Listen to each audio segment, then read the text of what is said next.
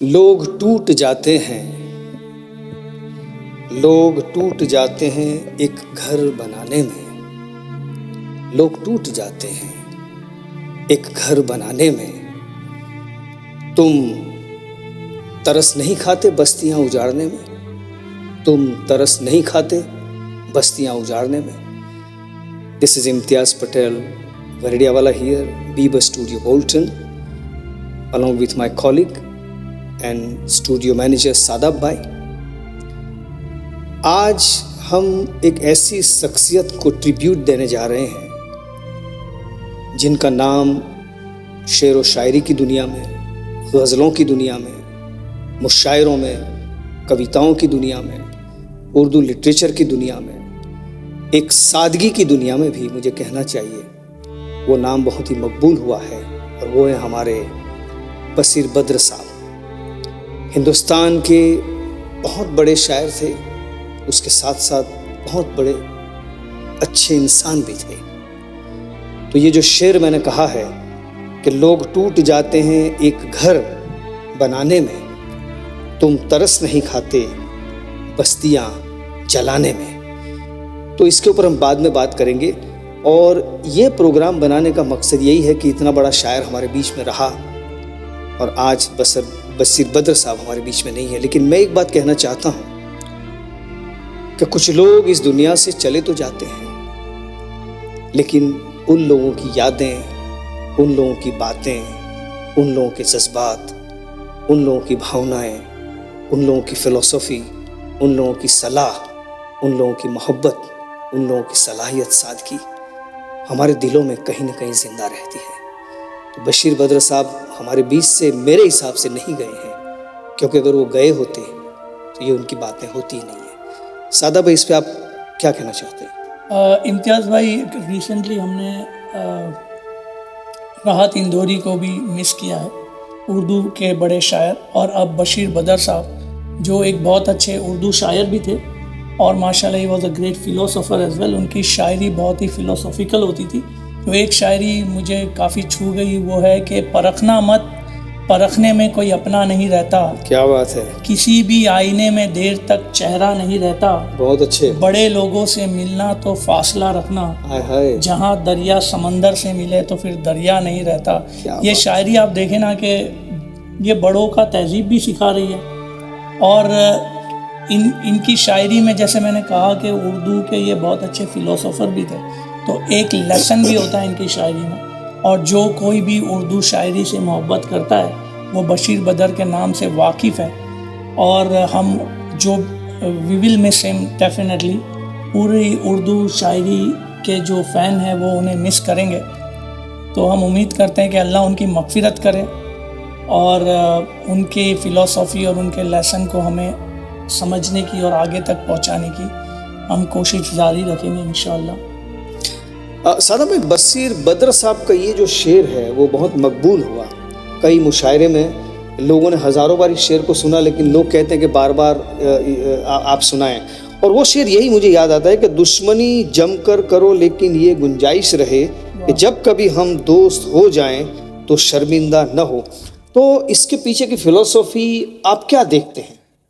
इम्तियाज़ भाई, जो शेर से तो यही समझ में आता है कि ये एक जैसे बुज़ुर्गों की तरबियत नहीं होती कि वो आपसे कह रहे हैं कि अगर आप किसी से दुश्मनी भी करो तो मेक श्योर कि अब गुस्से में आमतौर पे लोग कुछ ऐसा बोल जाते हैं, लेकिन जब वो गुस्सा ख़त्म भी हो जाए तो दोस्ती बाद में हो तो वो शर्मिंदगी नहीं हो कि गुस्से में आपने क्या कह दिया था।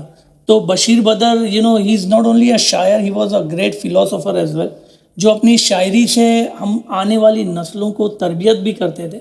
मैंने काफ़ी कुछ सीखा है बशीर बद्र की शायरी से, और आई एम श्योर कि आने वाली जनरेशन भी बशीर बद्र और इस तरह के जो भी हमारे पोएट्स पहले रहे हैं, दे आर ग्रेट फ़िलोसोफर। तो उनसे हम सबको बहुत कुछ सीखने मिलता है। बिल्कुल। और ये शेर के बारे में क्या ख्याल है कि कुछ तो मजबूरियाँ रही होगी, हाय हाय, कुछ तो मजबूरियाँ रही होगी, यूं ही कोई बेवफा नहीं होता। तो आप अपने तरीके से इस शेर को कैसे देखते हैं? ऑफ कोर्स इम्तियाज़ भाई, जो लोग बेवफाई करते हैं तो उनकी मजबूरियाँ के साथ साथ कुछ लोग तो बेवफा होते हैं, लेकिन यू नो ये शेर में एज अ शायर, as a Ashique, as a महबूब जिसकी माशूका या जिस किसी ने भी उसके साथ बेवफाई की है, वो काइंड ऑफ उसको प्रोटेक्ट कर रहा है। वो ये नहीं कह रहा है कि तू गलत है, तूने मुझे बेवफाई की। वो इनफैक्ट उसके डिफेंस में ये शेर कह रहा है। So if you look at this शेर, कि वो शेर अपने महबूब को डिफेंड करते हुए कह रहा है कि तू मेरे साथ बेवफा तो है, पर आई एम श्योर कोई मजबूरी रहेगी, because I know you, you are not that bad. So again शेर जो है ना, वो एक बात नहीं कहता, वो बहुत सारी गहराई, एक समंदर होती है एक एक लाइन में। तो एज अ महबूब इस शायरी में वो अपने महबूब को डिफेंड कर रहा है और कह रहा है कि भाई तू मजबूर रहा होगा। आप यंग हैं इसलिए आपने प्रेमियों की बातें की, मोहब्बत करने वालों की बातें की। मैं भी यंग हूँ, लेकिन मेरी एक फिलोसॉफिकल पर्सपेक्टिव ये है कि ये जो शेर है कि कुछ तो मजबूरियाँ रही होगी, यूं ही कोई बेवफा नहीं होता, इसमें मुझे एक मैकविल करके एक बहुत बड़े राइटर्स थे, और टॉल्स्टॉय करके भी एक बहुत बड़े राइटर थे। उनकी किताब का एक जिस्ट होता है कि there is story behind every person.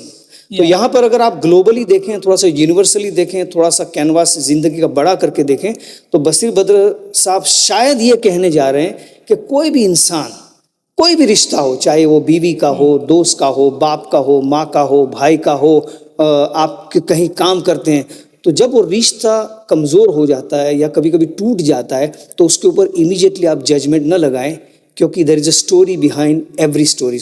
हो सकता है कि उस इंसान की कोई मजबूरी रही होगी। तो रिश्तों को ऐसे नहीं तोड़ते, आदमी को ऐसे जज नहीं करते, थोड़ा ठहर जाएं, थोड़ा रुक जाएं।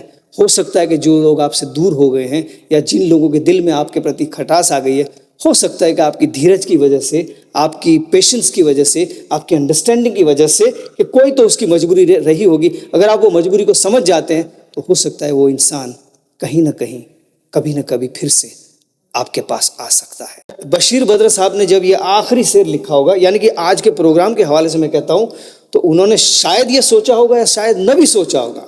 ये शेर क्या कहता है, सादा भाई सुनो, और मेरे बी बस के सुनने वालों, कि उजाले अपनी यादों के हमारे साथ रहने दो। उजाले अपनी यादों के हमारे साथ रहने दो। देखिए बशीर बद्र साहब ने ये बरसों पहले ये शेर लिखा था, जो आज वो नहीं है, और ये शेर उनकी याद दिलाता है कि उजाले अपनी यादों के हमारे साथ रहने दो, न जाने किस गली में जिंदगी की शाम हो जाए। वाह, न जाने किस गली में जिंदगी की शाम हो जाए। तो लोग नहीं रहते, उनकी यादें रहती हैं, उनके जज्बात रहते हैं, उनकी मोहब्बत रहती है, उनकी फ़िलॉसफ़ी रहती है।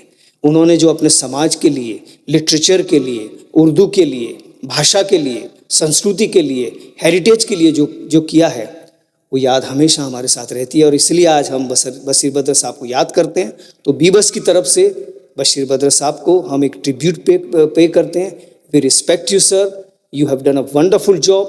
You've been an inspirations for so many people, and you have ignited so many people's dreams, so many people's lives with your philosophy, with your poetry, and I'm sure that people is going to remember you for years to come, and we have yet to learn more and more about you sir. So from बीबस बशीर बद्र साहब को हम सलाम करते हैं, tribute करते हैं, उनके चाहने वालों को की भी हम कदर करते हैं। और आने वाले प्रोग्राम में हमारी ये ख्वाहिश है कि बशीर बद्र, राहत इंदौरी साहब और ऐसे कई अच्छे अच्छे लोग हैं जिनके बारे में हम बातें करके, उन्होंने ज़िंदगी के बारे में क्या सीखा और उनकी ज़िंदगी से हमने क्या सीखा, इसके ऊपर हम बातें करेंगे। तो along with my producer, CEO and chief executive Farooq भाई उगरादार, along with my studio manager, editor, जो नॉर्मली कैमरे के पीछे होते हैं, आज कैमरे के सामने बैठे हैं, and of course Tanzila, who is recording this program, and many others from बीबस. Thank you very much for watching this podcast from local to global, global to local. बीबस Imtiaz Patel, वरडियावाला. Thank you. Thank you.